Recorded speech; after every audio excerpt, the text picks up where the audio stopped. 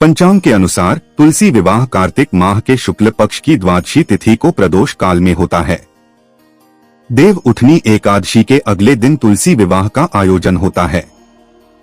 कई बार तिथियों की गणना के आधार पर एकादशी के दिन ही तुलसी विवाह का संयोग बन जाता है। द्वादशी तिथि को सूर्यास्त के बाद भगवान विष्णु के शालिग्राम रूप से तुलसी का विवाह कराया जाता है। मान्यता है कि तुलसी विवाह से विवाह में आ रही अड़चनें दूर हो जाती हैं। आइए जानते हैं कब है तुलसी विवाह का मुहूर्त और तुलसी विवाह का महत्व। इस वर्ष कार्तिक माह के शुक्ल पक्ष की द्वादशी तिथि 23 नवंबर को रात 9:01 से शुरू होकर 24 नवंबर को शाम 7:06 तक है। इसलिए उद्यातिथि और प्रदोष काल के अनुसार तुलसी विवाह 24 नवंबर शुक्रवार को मनाया जाएगा। तुलसी विवाह का मुहूर्त और योग।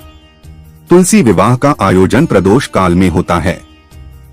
इस बार तुलसी विवाह के दिन प्रदोष काल शाम 5:25 से शुरू हो रहा है। तुलसी विवाह का मुहूर्त 5:25 के बाद शुरू होगा। इस साल तुलसी विवाह के दिन 3 योग बन रहे हैं।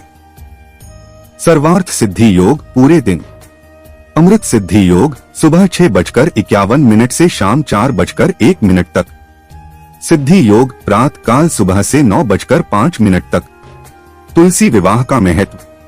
पौराणिक कथा के अनुसार असुरों के राजा जलंधर की पत्नी वृंदा भगवान विष्णु की परम भक्त थी। जलंधर के वध के लिए भगवान विष्णु को वृंदा का पतिव्रता धर्म भंग करना पड़ा।